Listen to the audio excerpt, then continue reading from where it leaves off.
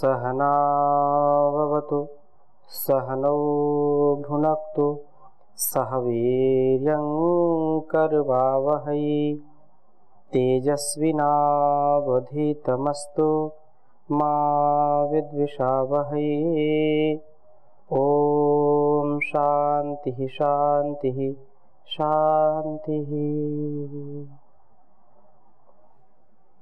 वैदिक जीवन पद्धति की इस कक्षा में आप सभी का हृदय की गहराइयों से हार्दिक स्वागत है, अभिनंदन है। वेदो अखिलो धर्म मूलम, वेद सब सत्य विद्याओं का पुस्तक है। वेद का पढ़ना, पढ़ाना, सुनना, सुनाना तथा अपने आचरण में लाना हम सभी का परम कर्तव्य है।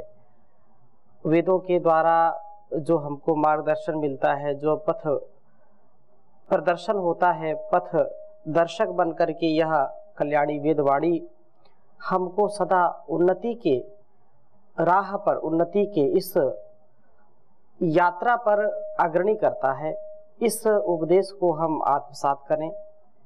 हमारे ऋषियों ने, हमारे सभी महापुरुषों ने वेदानुकूल आचरण करके स्वयं भी उस जीवन को दिव्य बनाया और इस जगत के लिए भी उन्होंने दिव्यता का उपदेश दिया है।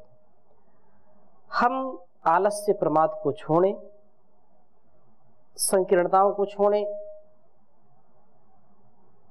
तुच्छ भावनाएं छोड़ें, स्वार्थ छोड़ें और अपने यह जो सबसे अनमोल जीवन है, एक एक क्षण, एक एक पल जो कल आने वाला नहीं है, उसके लिए हम पूरी सावधानी के साथ, सजगता के साथ इसका सदुपयोग करें, ऐसा हम सबका प्रयास होना चाहिए। संसार में वही व्यक्ति कुछ कर पाते हैं जो जागते हैं, दूसरों को जगाते हैं, जो इस मोह की निद्रा में पड़े हुए हैं, इस संसार की भोग वासना के प्रगाढ़ निद्रा में सोए हुए हैं। वे अपने भाग्य को खोते हैं और जो जागते हैं वही इस संसार में कुछ पाते हैं, कमाते हैं, और ऐसी कमाई जो साथ में ले जा सकते हैं। यूं तो एक सुई भी कोई नहीं ले जा सकता अपने साथ जब इस संसार से जाता है। जाएगा जब जहां से कुछ भी न पास होगा, 2 गज कफन का टुकड़ा तेरा लिबास होगा। वो 2 गज कफन का टुकड़ा, और वो भी शमशान में रह जाता है, शरीर भी रह जाता है, जल करके खाक हो जाता है। वायु अनिलम अमृतम भस्मांतम शरीरम, ओम कृतु स्मर कृतम स्मर, कृतु स्मर कृतम स्मर। तो ये संसार नश्वर है, इससे हम कुछ ले नहीं जा सकते। तो फिर क्या करें? तो हम जागें और ऐसी कमाई कर लें, ऐसी कमाई कर लो जो संग जा सके, मुश्किल पड़े तो राह में कुछ काम आ सके। संसार का धन, दौलत, यश, कीर्ति जो कुछ भी है, जो भी पदार्थ है, व्यक्ति हैं या वस्तुएं हैं, स्थान का अभिमान हो जाता है व्यक्ति को, कुछ भी काम आने वाला नहीं है। तो फिर हम कैसे जीवन को जिएं? हमको श्रेष्ठ जीवन जीना है, हमको यज्ञमय जीवन जीना है, हमको अपने ऋतंभरा प्रज्ञा के साथ उत्कृष्ट जीवन का प्रयत्न करना है और वेदवाणी के अध्ययन के साथ, वेद के उपदेश, विधि और निषेध के साथ जीवन को जीना है। तभी जाकर के हम मानव से महामानव, नर से नारायण बनने का जो क्रम है उसको प्राप्त कर पाएंगे। आज का वेद मंत्र बहुत ही सुंदर वेद मंत्र है।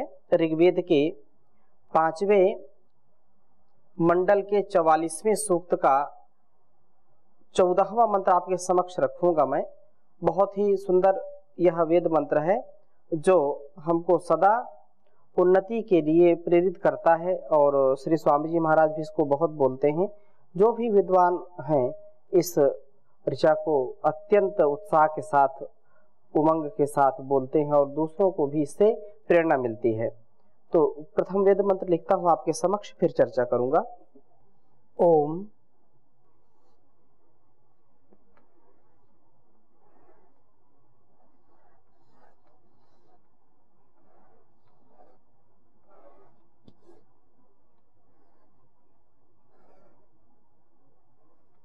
यो जागार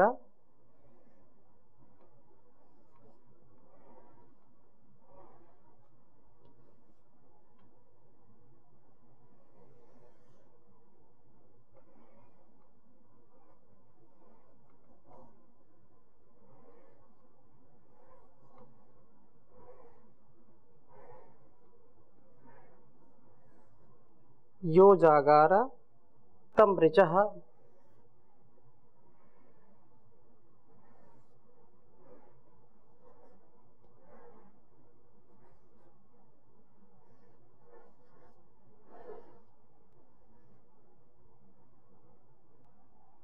कामयन्ते।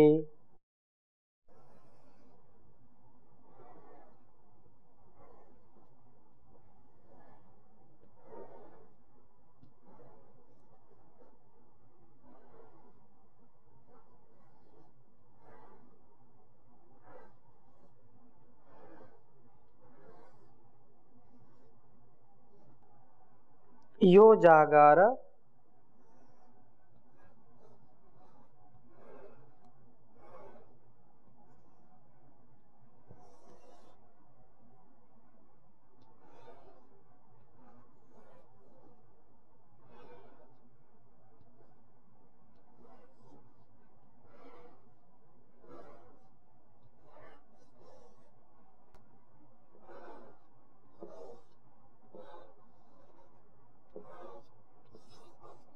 यो जागार तमु सामानयन्ति।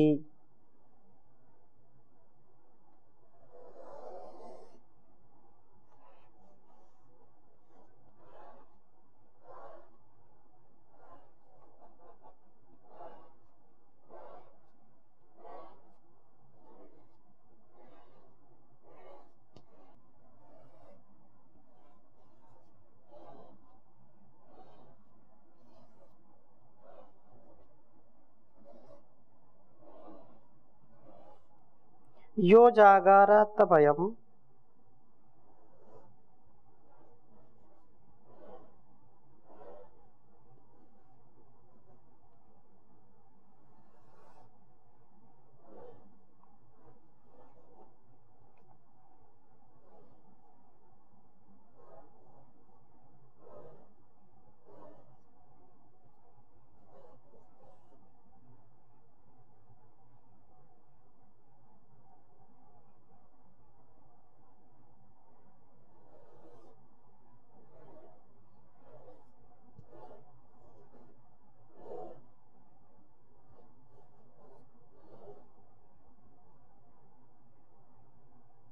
तमयम् सोम आह।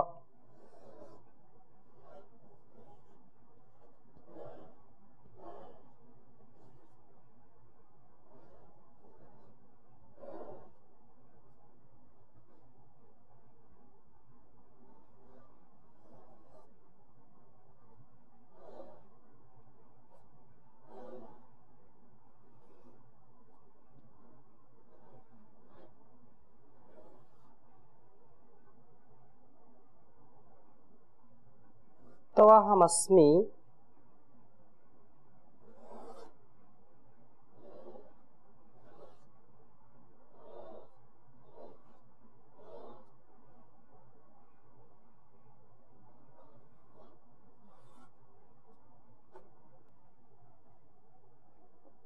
तवाहमस्मि।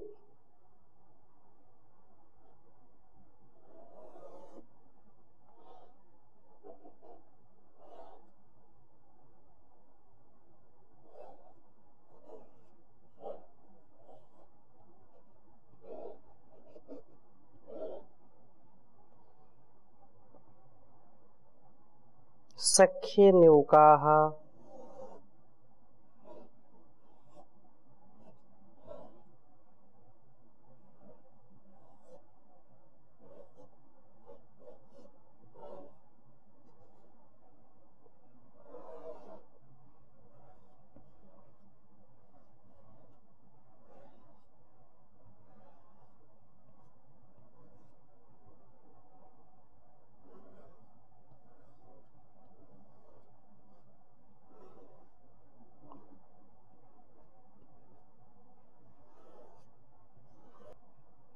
ऋग्वेद के 5वें मंडल के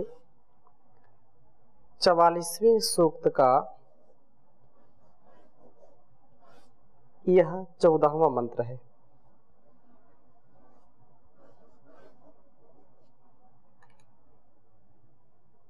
ओम यो जागारातं ऋचः कामयन्ते यो जागारातं सामानयन्ति यो जागारातमयं सोम आतवः खेकाः।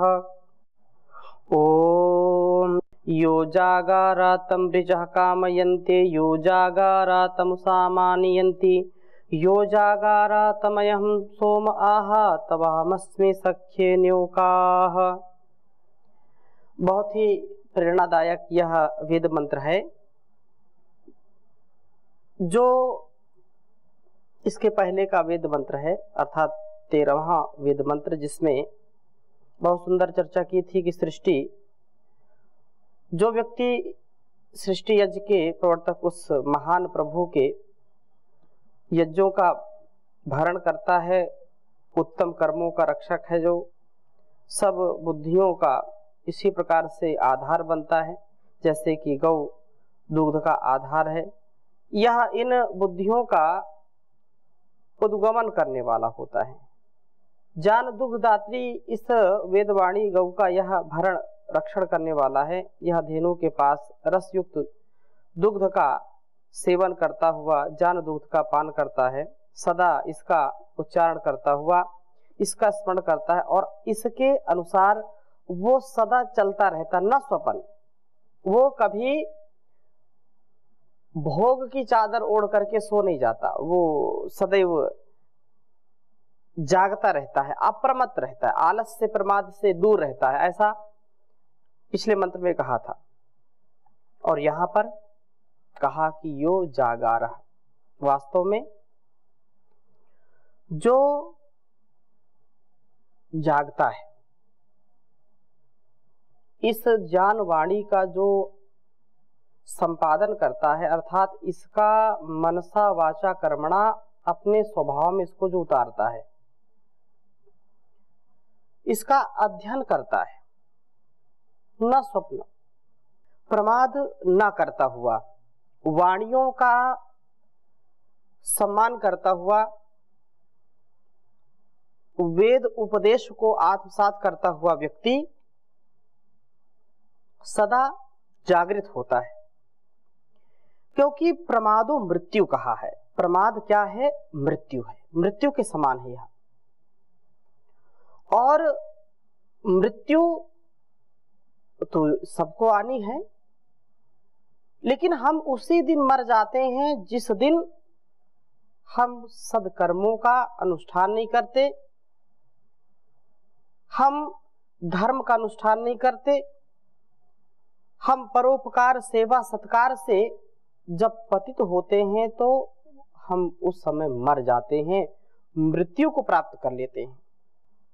हम पल पल मरते हैं, हर क्षण मरते हैं, यदि हम वेदानुकूल आचरण नहीं करते। वेदानुकूल आचरण के लिए हमको सदा सावधान होकर के, सदा जागरूक होकर के इस कल्याणी वेदवाणी, इस ऋचा जो सब ज्ञान की वाणी है, तो जो सावधान होकर के, जागृत होकर के, प्रमाद रहित होकर के, आलस्य रहित होकर के, सावधान होकर के तब उसको ऋचा कामयन्ते, सब विज्ञान की वाणियां कामयन्ते चाहती हैं। वही सब विज्ञानों को प्राप्त करता है जो पड़ा पड़ा सोता नहीं रहता है, जो इस ज्ञान के सूर्य के सामने अपने कर्तव्य में डटा रहता है। जैसे सूर्योदय होता है और सब अपने कर्तव्य में लग जाते हैं, सब निद्रा से, नींद से अलग अपने आप को कर लेते हैं। क्योंकि जो ज्ञान का प्रकाश है वो अंधकार को दूर करता है, और जब अंधकार दूर होता है तो हम क्या सही है क्या गलत है, सत्य असत्य का, धर्म अधर्म का ज्ञान कर पाते हैं, तदनुसार अपने कर्मों का अनुष्ठान कर पाते हैं। ज्ञान का प्रकाश हमको वेदों से मिलता है, इसलिए जो अप्रमत्त है, जो पड़ा पड़ा सोता नहीं रहता, जो जाग जाता है, उठ जाग मुसाफिर भोर भई, अब रैन कहाँ जो सोवत है, जो सोवत है वो खोवत है, जो जागत है सो पावत है। उठ नींद से अखियां खोल जरा, और अपने प्रभु से प्रीति लगा, यह प्रीति करन की रीति नहीं, प्रभु जागत है तू सोवत है, उठ जाग मुसाफिर भोर भई, अब रैन कहाँ जो सोवत है। यह वेद का उपदेश उसी के काम आता है। यह जो ऋचाएं हैं, ये ऋचाएं उन्हीं की कामना करती हैं जो इनका आचरण करता है। ये उसी की रक्षा करते हैं जो वास्तव में अपनी रक्षा करते हैं, जो अपनी रक्षा सुरक्षा के लिए, अपने जीवन और इस जगत की भलाई के लिए कटिबद्ध हैं, अपने हित के लिए, परहित के लिए, आत्म कल्याण से राष्ट्र कल्याण के लिए, विश्व कल्याण के लिए, अपना, अपने परिवार समाज का कल्याण जिनको अभिष्ट है, उन्हीं को ये ऋचाएं पुकारती हैं, ये ऋचाएं उन्हीं की कामना करती हैं कि हमको ऐसे व्यक्ति, ऐसे साधक, ऐसे जागते हुए लोग मिले जो हम उनके जीवन को चमत्कृत कर दें, उनके पुरुषार्थ को, उनके पराक्रम को जगा दें और उनका जीवन चमका दें। उन्हीं की कामना करती हैं वाणियां। यस्य नास्ति स्वयं प्रज्ञा शास्त्रम तस्य करोति किम। जो स्वयं जागरूक नहीं है, जो स्वयं क्रियाशील नहीं है, कितने ही वेद मंत्र, कितने ही श्लोक, कितने ही सूत्र याद कर ले, जब उसको जीवन में उतारना ही नहीं है तो शास्त्र भी कुछ कर नहीं सकते, उस जीवन का कल्याण हो ही नहीं सकता उस व्यक्ति का। इसलिए आचारहीनम न पुनन्ति वेदाः, ये बात कही है कि जो आचरण में नहीं लाते ज्ञान को, उनको ये ऋचाएं पवित्र नहीं कर सकती, उनका परिष्कार नहीं कर सकती हैं। क्यों? क्योंकि उसने मनसा वाचा कर्मणा इनको समझा ही नहीं, इनको जीवन में उतारा ही नहीं। हम अपने संबंधों में, चाहे माता पिता के रूप में, चाहे पति पत्नी के रूप में, चाहे भाई बहन के रूप में, गुरु शिष्य के रूप में, मित्र के रूप में, जो कुछ भी हम उत्तरदायित्व निर्वहन कर रहे हैं, हम उसी को अपना परामर्श देते हैं, उसी से अपनी प्रीति रखते हैं। जो हमारा हित चाहता है, हमारी बातों को सुनता है और हम डांट भी दे तो भी सहन कर लेता है, हमारा सदा सहयोग करने वाला, हमारा सदा सम्मान करने वाला ही हमको अभिष्ट होता है, प्रिय होता है। लोक में भी ये हम देखते हैं।